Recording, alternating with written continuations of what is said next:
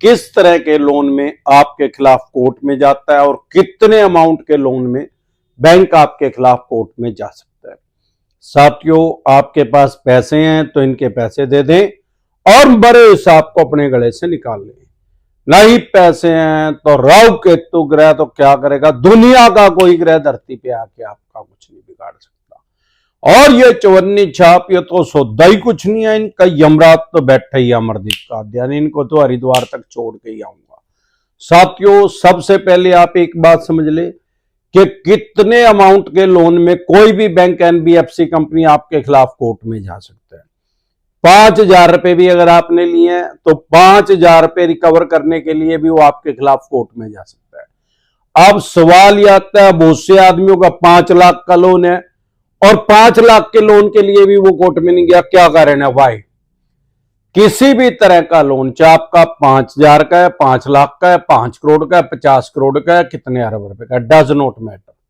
किसी भी तरह के लोन को रिकवर करने के लिए, आपके ऊपर केस करने के लिए इनको सबसे पहले 3 महीने वेट करना पड़ता है। जब तक 3 महीने ईएमआई आपकी डिफॉल्ट नहीं हुई तो आपका लोन एनपीए में नहीं जा सकता, नॉन परफॉर्मिंग एसेट में नहीं जा सकता।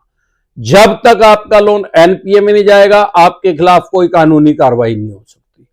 अब बहुत से आदमी ये सोचते हैं, भाई मैंने 2 ईएमआई दे दी, 1 नहीं दी, उसके बाद 1 दे दी, फिर 2 नहीं दी, मेरे रेगुलर 3 महीने नहीं हुए। ऐसा नहीं है। टोटल जब 3 ईएमआई डिफॉल्ट हो जाएंगी तब आपका लोन एनपीए में जा सकता है। एनपीए में जाने से पहले आपके खिलाफ कानूनी कार्रवाई नहीं कर सकते हो। कानूनी कार्रवाई भी कोई अटेम्प्ट टू मर्डर नहीं लगेगी, इरादा कत्ल नहीं लगेगी आपके ऊपर। क्या कानूनी कार्रवाई कर सकते हैं? चेक बाउंस का या ईसीएस बाउंस का केस कर सकते हैं, और क्रेडिट कार्ड है तो आपके ऊपर रिकवरी के लिए केस कर सकते हैं। लेकिन वो मैंने आज तक कभी होते हुए नहीं देखा क्रेडिट कार्ड में। क्या कारण है भाई रिकवरी के लिए अगर सूट फाइल करेंगे, आपके खिलाफ केस करेंगे, तो इनको 12.5 से लेके 20% तक पैसे जमा करवाने पड़ते हैं। कोर्ट के अंदर कोर्ट की फीस होती है। मान लो आपने 10 लाख रुपए देने हैं क्रेडिट कार्ड के, तो 2 लाख रुपए पहले वहां जमा करवाने पड़ेंगे कोर्ट फीस, तब वो आपके ऊपर केस रजिस्टर्ड होएगा। केस पुलिस थाने चौकी में नहीं होएगा, कोर्ट में आपके ऊपर केस चलेगा। और वो भी ऐसा नहीं है कि अगले दिन रिकवरी के ऑर्डर आ जाएंगे, माननीय सुप्रीम कोर्ट तक जाते जाते 40-45 साल लगेंगे। इसलिए कभी भी ऐसी बेवकूफी नहीं करते कि पहले ही 10 लाख रुपए फंस रहे हैं, 2 लाख रुपए और फंसाएं। वो चवन्नी छाप उठाई गिरोह को पीछे लगा दिया जाता है। इसके अलावा हर लोन को एनपीए में नहीं डालते, क्योंकि हर लोन को अगर एनपीए में डालेंगे तो खुद से ही नंगट हो जाएंगे। शेयर बाजार में हर बैंक एनबीएफसी कंपनी लिस्टेड है और हर चीज ऑनलाइन है, कुछ भी चीज हाइड नहीं कर सकते।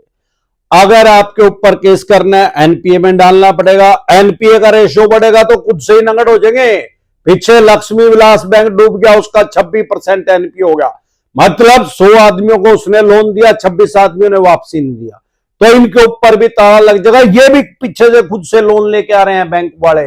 आपने रेपो रेट सुना होगा। रेपो रेट क्या चीज है? ये आरबीआई से पैसा उधारे लेके आते हैं, रिजर्व बैंक ऑफ इंडिया से, और रेपो रेट वो है आरओआई, जो सामान्य आदमी के ऊपर आरओआई होते हैं, रेट ऑफ इंटरेस्ट लगता है। उसको अगर वहां से पैसा लेते हैं तो उसको रेपो रेट बोलते हैं। वो भी इनका रेट ऑफ इंटरेस्ट होता है। भाई कितना रेट ऑफ इंटरेस्ट इनके ऊपर लगा। बैंक का भी सिबिल होता है, जैसे आपका सिबिल है, आप ईएमआई नहीं देते तो वो खराब हो जाता है, ऐसे बैंक का भी सिबिल है। आरबीआई भी इसका सिबिल देख के इनको लोन देती है। अगर आप पैसे वापसी नहीं दोगे तो आपका सिबिल खराब हो जाएगा। जब बहुत से आदमी इनके पैसे वापसी नहीं देंगे तो इनका भी सिबिल खराब हो जाएगा आरबीआई की नजरों में। इसीलिए अपना सिबिल को बचाने के लिए और एनपीए के रेशो को बचाने के लिए, भाई रेशो बढ़ेगा तो इनका 100 रुपए का शेयर है, 2 रुपए में नहीं गिर जाएगा, कोई धड़ाम से नीचे गिरेगा, वो शेयर जो है मुस्सा बन जाएगा, चूहा बन जाएगा, लॉयन का रेट बन जाएगा इनका। इसके अलावा लोग करंट अकाउंट नहीं खुलवाएंगे, सेविंग अकाउंट नहीं खुलवाएंगे, एफडी नहीं करवाएंगे, आरडी नहीं करवाएंगे। करवा रखी होगी तो बंद करवा देंगे, अपने पैसे वापसी ले लेंगे। इसके अलावा कुछ लोन ऐसे हैं जिनको एनपीए में डालते हैं और ज्यादा से ज्यादा क्या कर सकते हैं भाई, जो आपका क्रेडिट कार्ड है उसमें तो घंटा नहीं उखाड़ सकते ना, आज तक इसमें किसी का कुछ बिगड़ा ना बिगड़ सकता। क्यों? रिकवरी के लिए केस करेंगे, 20% पैसे जमा करवाने पड़ेंगे, वो ये करवाएंगे नहीं। आर्बिट्रेशन करेंगे तो आर्बिट्रेशन का तुरंत प्रभाव से एक्सपर्ट एडवाइस लेकर उसका जवाब दे दे, स्टॉप हो जाएगा, रुक जाएगा। इसके अलावा क्या करेंगे? अनसिक्योर लोन है तो चेक बाउंस का, ईसीएस बाउंस का केस कर देंगे। ये बेलेबल ऑफेंस है, जमानती अपराध है, सेम डे जमानत हो जाएगी, बाय एंड जमानत हो जाएगी। कश्मीर से लेकर कन्याकुमारी तक, आसाम से लेकर गुजरात तक अमरदीप कादियान के पैनल पे एडवोकेट काम कर रहे हैं। हम आपकी बेल करवा देंगे, जमानत करवा देंगे, सेम डे बेल हो जाएगी, सेम डे जमानत हो जाएगी। आपको एडवोकेट चाहिए, आपके स्क्रीन पे एक नंबर आया हुआ है, वो सेव करके व्हाट्सएप करके मेरी टीम से संपर्क करके आप अपॉइंटमेंट ले सकते हैं। इसके अलावा अगर सिक्योर लोन है तो उसमें इनको कोर्ट में जाने की जरूरत ही नहीं है। सरफेसी एक्ट 2002 आपके ऊपर इंप्लीमेंट कर देंगे 3 ईएमआई डिफॉल्ट होने के बाद। वो उसमें सबका लोन तकरीबन एनपीए में डालते हैं, क्योंकि जो सिक्योर लोन है मकान, दुकान, व्यक्ति, कारखाने का, वो 2-4 लाख रुपए का तो होता नहीं, 50 लाख, 60 लाख, 80 लाख, 2 करोड़, 50 करोड़ ऐसे होता है। उस लोन को एनपीए में डालना इनकी मजबूरी है, क्योंकि एनपीए में डाले बगैर सरफेसी एक्ट इंप्लीमेंट नहीं हो सकता। सरफेसी एक्ट इंप्लीमेंट करके आपको 2 महीने का टाइम देंगे, 13/2 का नोटिस भेजेंगे आपके पास। इनको कोर्ट में जाने की जरूरत नहीं। सरफेसी एक्ट 2002 के अकॉर्डिंग इनके पास राइट्स हैं, अधिकार है आपकी प्रॉपर्टी की एक्शन करने के, बोली करने के, उसका कब्जा लेने के।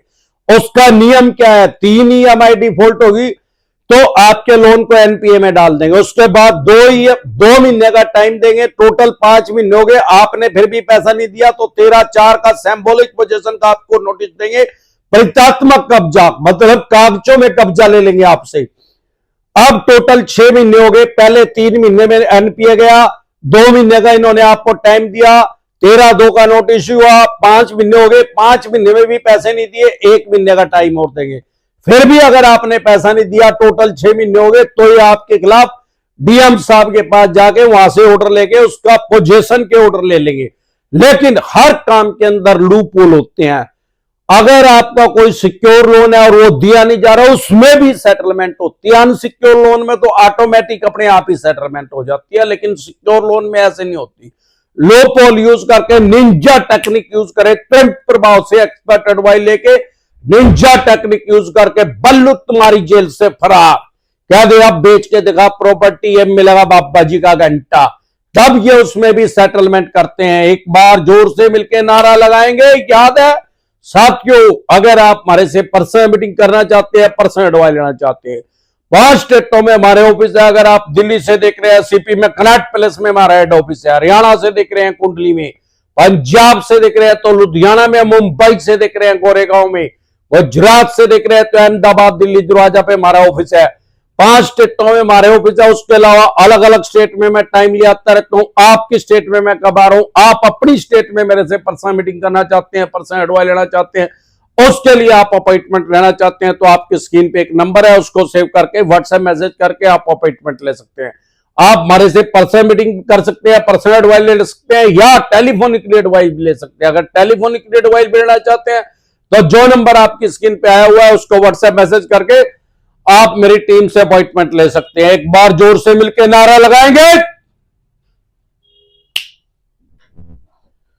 जय ससुराल वालों की।